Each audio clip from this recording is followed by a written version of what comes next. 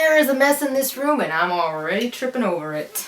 Sometimes you just get so tired you just have to clean it, and I haven't gotten to that point, but I will. What's up, guys? If you don't know who I am Stacy, and you are here watching this video, so I hope you enjoy it. Actually, something interesting happened. I don't know why I'm gonna tell you guys this, but Neo says Caitlyn Jenner gave me the strength to admit I am gay. I think it's great that celebrities are starting to be comfortable in their own skin, so that's a good thing. But we're not here to talk about that today. No, we're here to... Where did this cable come from? Well, today I thought it would be good to bring up the subject about lesbian couples and how they're portrayed in today's TV shows and movies, etc. Mainly TV. The one show that I love the most and I keep in my heart all the time was actually the very first show that I saw that even had a lesbian couple or gay anything in it was South of Nowhere. If you guys haven't watched that, I urge you to go watch it. It's such a good show. I'm so sad they took it off. This was like a long time ago when I was in high school. My best friend at the time introduced me to that show and I was like, oh my god, I love this. So it was a really good show and I wish they would bring it back, but I don't know. I guess back then it was a really huge deal. I was reading a while back that they would not allow them to lay down or sit down on the bed, or it was just something strange. I don't remember exactly what it was, but it was silly because it was like it's an innocent kissing scene. There was nothing else going on. It was sad that at that point those were the restrictions, but now the doors have opened up to so much more. The world is becoming a lot more open-minded and it's becoming a normal thing to see what is actually normal. That's empowering and that's great. Back then versus now, back then they didn't have too much of showing like kissing and really close affectionate scenes. That was not really something that I would see often. Now I do see a lot more of that. I see more lesbian couples being portrayed, more LGBT as a whole, and that's freaking awesome. I think that's great. It's a good way to speak for those who can't speak for themselves, to just send the message forward. A lot of shows like Faking It, I love Faking It, can't wait for that show to come back. There's a lot more scenes now where there is more romanticism going on, there's more affectionate scenes. Now there's more you can lay on the bed instead of kneeling or having to do any of those kinds of things. I was sitting down the other day and I was thinking about a lot of people do get the wrong idea or may have gotten the wrong idea from things that they see online or they read online or they see in movies or they see in TV shows where lesbians are portrayed to be these super sexual girls and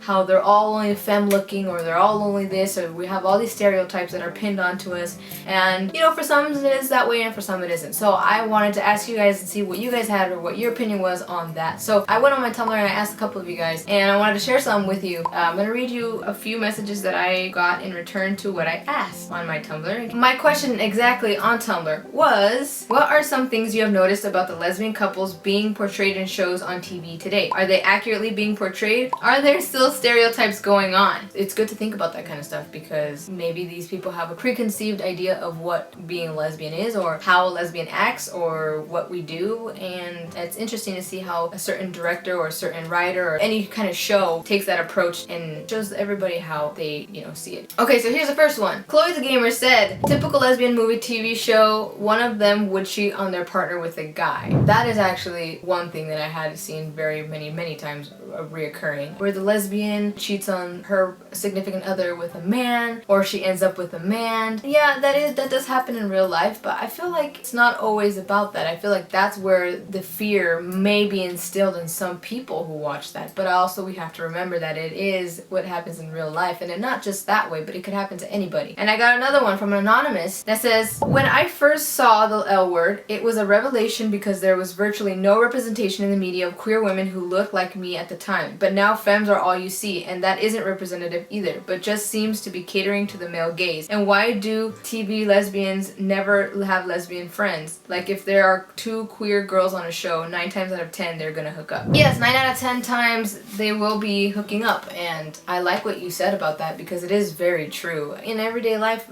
it's not like that. I mean, I guess some people do. It's like that whole thing where they say that women can't be friends with guys. Some people believe that, some people don't. Yes, it may be hard, maybe it's not hard. But it's the same thing here. It's like not every lesbian is gonna hook up with every lesbian friend that they have. Like you just said in this message that, yeah, they do portray it to be that way. And I definitely agree where it could be more of showing a wide range variety of what really is out there. That there's femmes, there's studs, there's stems, there's lipstick lesbians, chapstick lesbians, all of these categorized kind of lesbians out there, if you will. There should be more of that to give the wide spectrum of what it really is. Everybody has a different style, everybody has a different look. Not everybody's gonna look like that and be like, oh yeah, that's a lesbian. When I first started knowing about anything that had to do with being gay or being lesbian, I always thought that a lesbian looked a certain way, and I always knew, like, when I saw somebody, I was like, that person's a lesbian. I didn't know any better until I became educated and I started realizing a lot of things, and I started opening up about myself, and I started learning about myself and all these things, how I am and how I dress. It's so completely different from the next person, no matter what their sexuality is. We're not gonna have a certain type of look. Maybe some may have a more stereotypical kind of look, but it's something that is also, I feel like, pushed on by what we see in TV or the media or movies. I do like what you said about it being more for the male gaze. Jackie Choco Cat. I almost said something completely